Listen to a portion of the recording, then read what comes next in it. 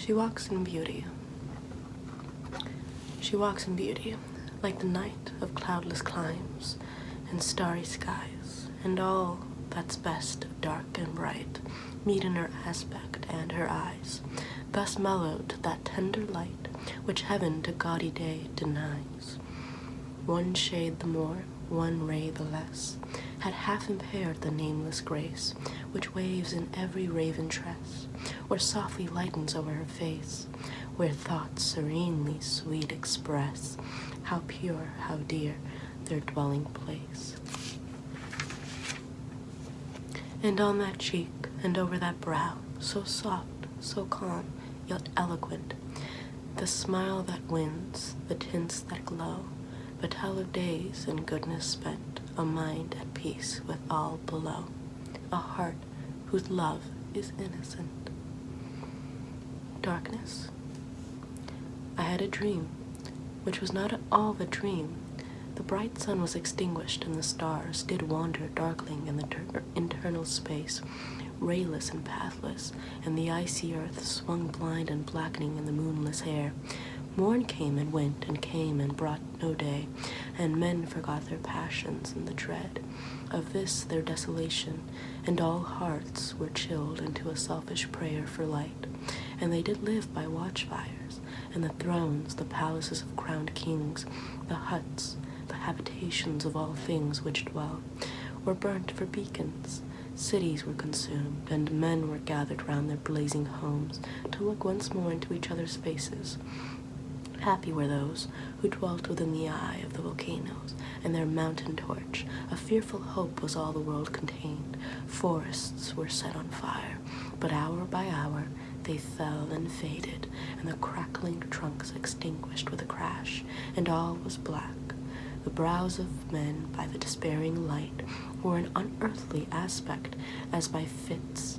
The flashes fell upon them, some lay down and hid their eyes and wept, and some did rest, their chins upon their clenched hands and smiled, and others hurried to and fro, and fed their funeral piles with fuel, and looked up with mad disquietude on the dull sky, the pall of a past world, and then again with curses cast them down upon the dust, and gnashed their teeth and howled. The wild birds shrieked, and terrified did flutter on the ground, and flap their useless wings. The wildest brutes came tame and tremulous, and vipers crawled and twined themselves among the multitude. Hissing but stringless, they were slain for food, and war, which for a moment was no more, did glut himself again. A meal was brought with blood, and each sate sullenly apart, gorging himself in gloom. No love was left. All earth was but one thought, and that was death, immediate and inglorious, and the pang of famine fed upon all entrails. Men died, and their bones were tombless as their flesh. The meager by the meager were devoured. Even dogs assailed their masters, all save one, and he was faithful to a course, and kept the birds and beasts and famished men at bay, till hunger clung them, or the dropping dead lured their lank jaws. Himself sought out no food, but with a piteous and perpetual moan, and a quick desolate cry, licking the hand which answered not with a caress, he died. The crowd was famished by degrees, but two of an enormous city did survive, and they were enemies. They met beside the dying embers of an altar place, where had been heaped a mass of holy things, for an unholy usage. They rigged up, and shivering, scraped with their cold skeleton hands the feeble ashes, and their feeble breath blew for a little life, and made a flame, which was a mockery. Then they lifted up their eyes as it grew lighter, and beheld each other's aspects, saw and shrieked and died. Even of their mutual hideousness they died, unknowing who he was upon whose brow famine had written fiend. The world was void, the populous and the powerful was a lump, seasonal, seasonless, herbless, treeless, manless, lifeless, a lump of death, a chaos, a hard clay. The rivers, lakes, and oceans all stood still, and nothing stirred within their silent depths. Ships, sailorless, lay rotting on the sea, and their masts fell down piecemeal as they dropped. They slept on the abyss without a search. The waves were dead, the tides were in their grave. The moon, their mistress, had expired before. The winds were withered in the stagnant air, and the clouds perished. Darkness had no need of aid from them. She was the universe.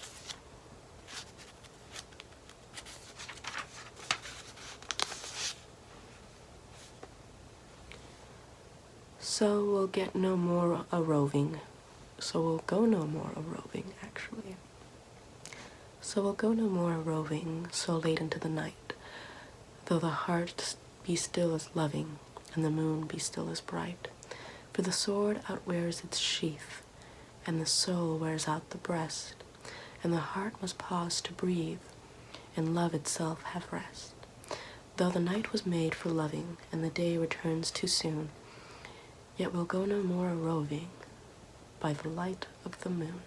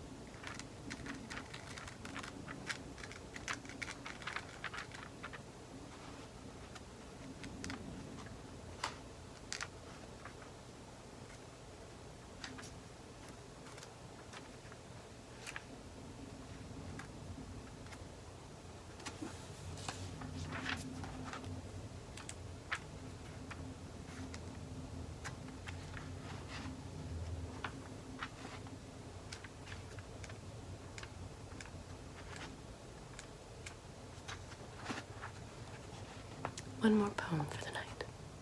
One by Shelley. Ode to the West Wind. O wild west wind, thou breath of autumn's being, thou, from whose unseen presence the leaves dead are driven, like ghosts from an enchanter fleeing. Yellow and black and pale and hectic red, pestilence-stricken multitudes, O thou, who chariotest to their dark wintry bed, the winged seeds where they lie cold and low, each like a corpse within its grave, until thine azure sister of the spring shall blow her clarion o'er the dreaming earth, and fill, driving the sweet buds like flocks to feed in air, with living hues and odors plain and hill. Wild spirit, which art moving everywhere, destroyer and preserver, hear, O hear, thou in whose stream, mid the steep sky's commotion, loose clouds like earth's decaying leaves are shed, shook from the tangled bows of heaven and ocean. Angels of rain and lightning there are spread on the blue surface of thine airy surge, like the bright hair uplifted from the head of some fierce Maenad, and even from the dim verge of the horizon to the zenith's height, the locks of the approaching storm, thou dirge of the dying year, to which this closing night will be the dome of a vast sepulchre, vaulted with all thy congregated might of vapors, from whose solid atmosphere black rain and fire and hail will burst. O hear, thou who didst awaken from his summer dreams the blue Mediterranean where he lay, lulled by the coil of his crystalline streams, beside a pumice isle in Bay's Bay, and saw in sleep old palaces and towers, quivering within the waves' intenser day, all overgrown with azure moss and flowers, so sweet the sense faints picturing them, though for whose path the Atlantic's level powers cleave themselves into chasms, while far below the sea blooms and the oozy woods, which wear the sapless foliage of the ocean, know thy voice, and suddenly grow grey with fear, and tremble and despoil themselves. O hear, if I were a dead leaf, thou mightest bear, if I were a swift cloud to fly with thee, a wave to pant beneath thy power and share the impulse of thy strength, only less free than thou, O uncontrollable, even I were as in my own boyhood, and could be the comrade of thy wanderings over heaven, as then when to outstrip thy skyey speed scarce seemed a vision, I would never have striven, as thus with thee in prayer in my sore need. Oh, lift me as a wave, a leaf, a cloud, I fall upon the thorns of life, I bleed. A heavy weight of ours has chained and bowed one too like thee, tameless and swift and proud. Make me thy lyre, even as the forest is. What if my leaves are falling like its own? The tumult of thy mighty harmonies will take from both a deep autumnal tone. Sweet though in sadness be thou, spirit fierce, my spirit be thou me, impetuous one.